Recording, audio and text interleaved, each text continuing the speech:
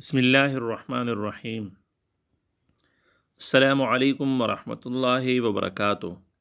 امید کرتے ہیں تمام دوست احباب خیر خیریت سے ہوں گے۔ دوستو، پچھلے سبق کے اندر ہم حروف تہجی کے تمام مخارج پڑھا چکے ہیں، جو کہ کل 17 مخارج ہیں، اور ان کے جو پڑھنے کا صحیح طریقہ ہے اور ان کا جو قواعد ہے ان کے، وہ سب کچھ ہم تفصیلاً پڑھا چکے ہیں۔ تو امید ہے کہ آپ لوگ سیکھ چکے ہوں گے اور آپ لوگ اس پر پریکٹس کر چکے ہوں گے، چونکہ قرآن کریم کو سمجھنے کے لیے مخارج کو سمجھنا ضروری ہے، اس لیے کہ اگر جس کو مخارج سمجھ آ گئے تو اس کے لیے پھر قرآن کریم کے تلفظ کو صحیح کرنا کوئی مسئلہ نہیں رہے گا۔ تو اس لیے کل کا سبق، پچھلا جو سبق تھا، انتہائی اہم سبق گزرا ہے ہمارا۔ تو اس طرح دوستو ہمارا آج کا سبق جو ہے ان بچوں کے لیے یا ان حضرات کے لیے کہ جن کے لیے قرآن کریم کے بہت سارے الفاظ پڑھنا وہ مشکل ہوتے ہیں، اور جن کو جو ہے ان کو درست طریقے سے ادا کرنا ان کے لیے ذرا مشکل ہوتا ہے۔ تو آج کا سبق بھی ان کے لیے بہت امپورٹنٹ سبق ہے، بہت اہم سبق ہے۔ تو یہ وہ کلمات ہیں جو کہ موافق رسم خط قرآن مجید کے لکھنے میں اور طرح ہیں، مطلب قرآن کریم کے اندر جو لکھے ہوئے اور طرح کے ہوتے ہیں، لیکن ان کو پڑھنا جو ہے وہ اور طریقے سے ہوتا ہے۔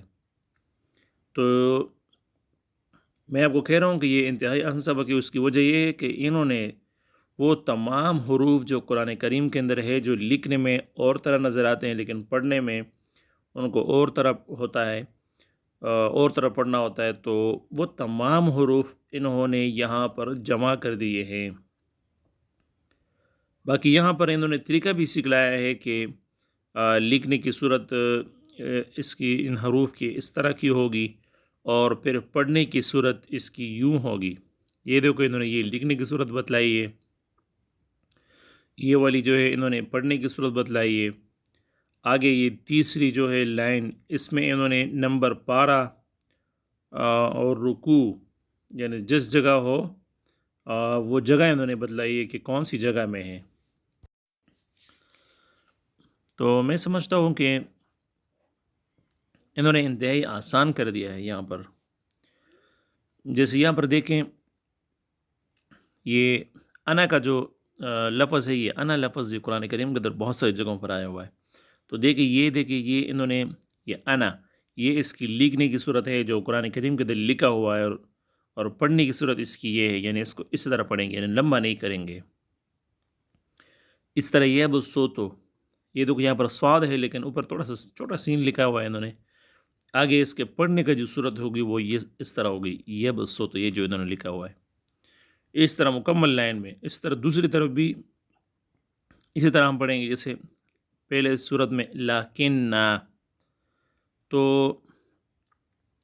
لیکن جو ہے یہ انہوں نے لکھنے کی صورت بتلائی ہے، جو کہ قرآن کریم کے اندر اس طرح لکھا ہوگا، لیکن اس کے پڑھنے کی صورت اس طرح ہوگی، یہ جو دوسری لائن میں انہوں نے لکھا ہوا ہے لیکن۔ آگے انہوں نے بتایا کہ کون سے رکوع میں ہے اور کون سے پارے میں ہے۔ اگلی بات جو آپ کو سمجھنی چاہیے وہ یہ ہے کہ یہ جو انہوں نے پا کا نشان لگایا ہوا ہے، اور اوپر جو ہے انہوں نے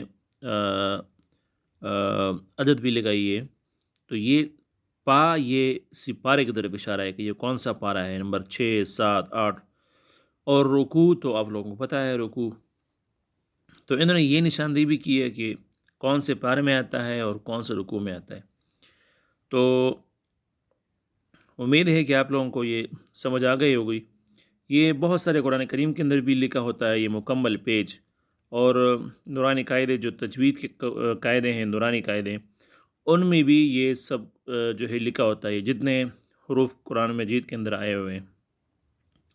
تو میرا مقصد تو یہ ہے کہ صرف آپ لوگوں کو ان کی طرف جو ہے وہ آپ لوگوں کی توجہ ان کی طرف دلاؤں، اور آپ لوگ جو ہے پھر اس کو جو ہے نا وہ سیکھنے کی کوشش کریں اور یاد کرنے کی کوشش کریں۔ باقی ان حروف اور کلمات کو سیکھنا اور یاد کرنا یہ آپ لوگوں کا کام ہے۔ تو یہ تمام کلمات جو ہے ان کو خوب یاد کرنا ہے، آپ لوگوں نے خود بھی یاد کرنا ہے، بچوں کو بھی یاد کرانا ہے۔ تو چلیں جی، آج کا سبق کتنا ہی ہے، ملتے ہیں کل، تب تک کے لیے اجازت دیجیے، اللہ حافظ۔